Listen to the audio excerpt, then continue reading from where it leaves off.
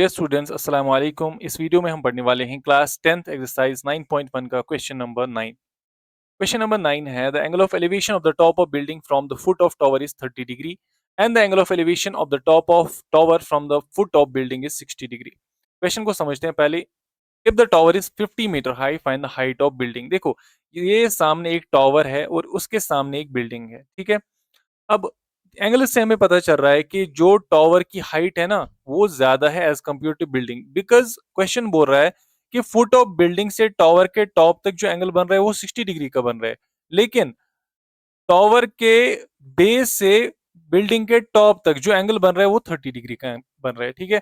तो जितना एंगल ज्यादा होगा उतनी हाइट भी ज्यादा होगी ना, तभी एंगल ज्यादा बन रहा है। और यहाँ पे हाइट एंगल कम है तो हाइट भी कम ही होगी। अब टावर की हाइट जो है वो 50 मीटर गिवन है, तो हमें फाइंड आउट करना है हाइट ऑफ बिल्डिंग, ठीक है। ये नहीं बोल रहा है कि ऊंचा कौन है या नीचा कौन है, बोल रहा है बस ये हाइट निकालो। तो इसका ये तो बहुत आसान क्वेश्चन है। देखो क्यों आसान है, देखो ये वाला जो हिस्सा है ये 50 है, ये परपेंडिकुलर है ट्रायंगल डीसीबी का। तो ये वाला हिस्सा आराम से हम फाइंड आउट कर सकते हैं परपेंडिकुलर पे बेस यूज करके, ठीक है। फिर आगे देखो, आगे है ये वाला हिस्सा फाइंड आउट करना है। तो अगर आपने ये वाला हिस्सा पहले से फाइंड आउट किया है by with help of this, तो ये तो आराम से फाइंड आउट हो सकता है, ठीक है। तो चलिए क्वेश्चन करते हैं। हम सबसे पहले यहाँ पे लिखेंगे इन ट्राइंगल, कौन सा ट्राइंगल लेंगे, बड़ा वाला डीसीबी। डीसीबी के केस में क्या है, डीसी डिवाइडेड बाई BC, ठीक है, is equal to tan 60, because DC perpendicular है, BC बेस है, perpendicular by base is tan 60। अब DC है कितना 50 divided by BC as it is equal to tan 60। tan 60 होता है √3 के बराबर, ठीक है। तो इसका रेसिप्रोकल आप ले सकते हो सिंपल तरीके से, या फिर आपको इधर से इसको मल्टीप्लाई करना है तो हो जाएगा, ठीक है। मेरा यही आपसे रहेगा कि मतलब सजेस्ट मैं यही करूंगा कि इसका रेसिप्रोकल ले लो इस वाले हिस्से का, और इसका भी रेसिप्रोकल हो जाएगा, यानी कि BC जो है ऊपर आएगा क्योंकि हमें BC ऊपर चाहिए। तो ये लिखोगे आप BC divided by 50 is equal to, तो इसका भी रेसिप्रोकल होगा तो ये बनेगा 1 डिवाइडेड बाई √3। तो यहां से BC का वैल्यू फाइंड आउट आसानी से होगा।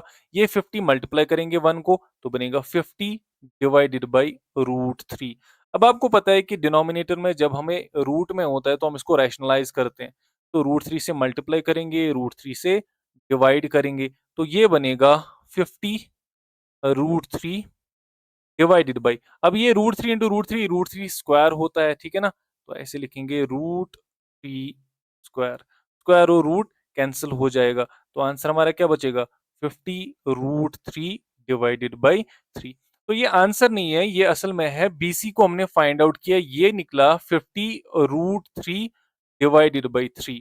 तो अभी हमने आधा क्वेश्चन तो कंप्लीट कर लिया। ये BC का वैल्यू आ गया हमारे पास, ये BC का वैल्यू आया, ठीक है ना। इसके बाद हमें फाइंड आउट असल में करना है AB, that is height of building. तो हम लेंगे इन ट्राइंगल, कौन सा ट्राइंगल लेंगे, in triangle ABC, ABC triangle लेंगे। तो बताइए ABC में क्या है, AB divided by BC is equal to tan 30 degree, है ना, tan 30 के बराबर। अब AB कितना है, AB नहीं पता, AB तो फाइंड आउट हमें करना है, तो AB as it is divided by BC के बदले क्या लिखेंगे 50 √3 divided by 3 which will be equal to tan 30 किसके बराबर होता है 1 बाई √3 के बराबर होता है, ठीक है ना। अब AB का वैल्यू हमें चाहिए, तो AB किसके बराबर आएगा, देखिए ये 50 √3 जो है उधर जाके 1 के साथ मल्टीप्लाई हो जाएगा, ये कुछ ऐसे बनेगा 50 √3 divided by 3 whole divided by √3। तो ये आपको इतना तो बेसिक मैथ्स तो आता ही होगा। 50 √3 डिवाइडेड बाई ये 3 इस √3 के साथ मल्टीप्लाई हो जाएगा, बिकॉज ये ऊपर जाके रेसिप्रोकल हो जाएगा। तो 3 √3 हमें ऐसे यहां से लिखना है। अब यहाँ पे आपको पता है कि रूट जो है डिनोमिनेटर में आ गया, तो इधर भी मल्टीप्लाई √3 से करेंगे और इधर भी मल्टीप्लाई √3 से ही करेंगे, ठीक है ना। तो अब यहाँ से लिखते हैं, देखिए AB का वैल्यू कितना आएगा फिर, AB is equal to 50 into √3, 50 √3 square, तो ये बनेगा 50√3 डिवाइडेड बाई ये बनेगा 3 × √3 स्क्वायर। ठीक है, स्क्वायर और रूट कैंसिल हो गया, स्क्वायर और रूट कैंसिल हो गया। ये यहाँ से बचा 50 × 3 150 आता है, डिवाइडेड बाई 3 × 3 9 होता है। तो 3 से होगा 3 3 9 350 दैट इज 50 डिवाइडेड बाई 3 हमारा आंसर आएगा मीटर्स में। अगर आप चाहो तो इसको आप फर्दर कर सकते हो, इस क्वेश्चन को 50 को डिवाइड करना है 3 से, तो वो भी आंसर हो सकता है। या फिर आप शॉर्ट में A B is equal to 50 divided by 3, मैं आपको करके देता हूँ। 50 डिवाइडेड बाई 3 कितना होता है, देखो 50 को जब हम डिवाइड 3 से करेंगे तो आंसर आपका आएगा 16.67, ठीक है, अप्रोक्स ऐसा कुछ।